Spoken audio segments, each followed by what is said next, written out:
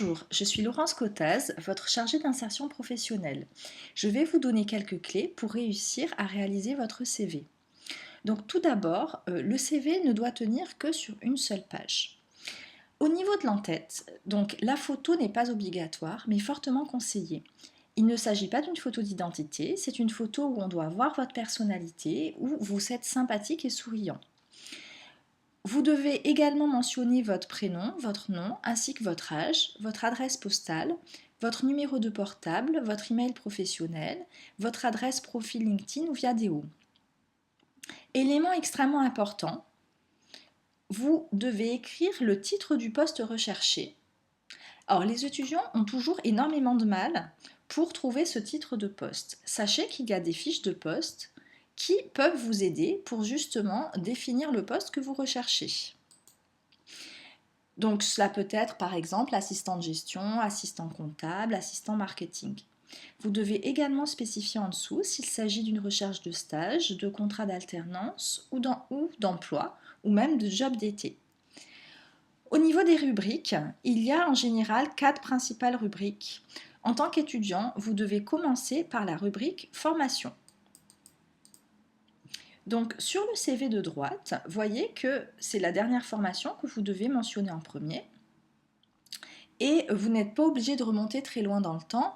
Ne mentionnez pas le brevet des collèges et ne mentionnez le bac que si vous êtes en licence. À partir d'un certain moment, par exemple au niveau du Master 2, vous ne mentionnez le bac que s'il y a une mention.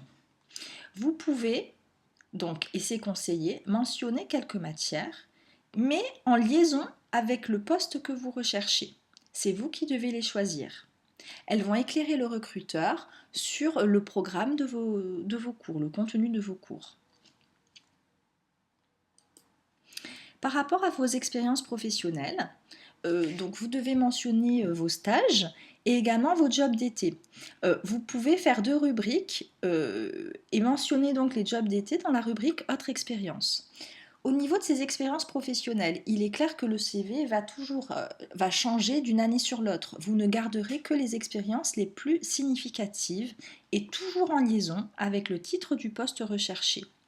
Il faut trouver des termes qui parlent aux recruteurs. Donc sachez que ce sont des termes professionnels liés à des compétences ou à certaines de vos réalisations, comme vous pouvez le voir ici. Cela doit être clair et extrêmement détaillé. Les langues et l'informatique. Alors sachez que pour les langues, il y a plusieurs niveaux. Donc le mieux c'est bilingue, par exemple français-anglais, suivi d'anglais courant, d'anglais intermédiaire et de anglais notion. Sachez qu'en informatique, vous pouvez mentionner maîtrise du pack-office et certaines compétences particulières, par exemple sur Excel ou l'environnement macOS ou une bonne maîtrise de la messagerie Outlook. Les certifications sont déterminantes, c'est-à-dire que vous devez mentionner le C2I si vous l'avez obtenu et également le TOEFL et le TOEIC avec vos scores et l'année d'obtention.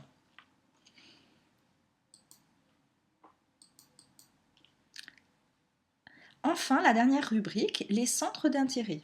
Donc il faut éviter une rubrique qui soit trop générale où vous mettez par exemple cinéma, lecture. Non, l'intérêt est de renseigner le lecteur sur votre personnalité. Donc il faut être un petit peu précis.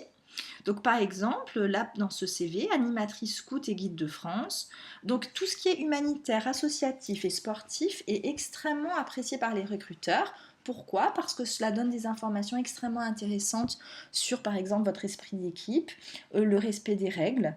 Donc c'est un élément qu'il ne faut pas négliger. Donc pour conclure cette rapide présentation, gardez à l'esprit ces quelques éléments. Donc le CV, toujours une seule page avec le titre du poste recherché, même pour une candidature spontanée. Pour arriver à cette page, vous devez utiliser des marges étroites, jouer sur la mise en page, la taille de la police doit être de 11 au minimum, l'envoyer en format PDF. Enfin, vous ne devez que garder les expériences significatives et apprenez à exprimer clairement vos compétences en utilisant les codes ROM des fiches Pôle emploi.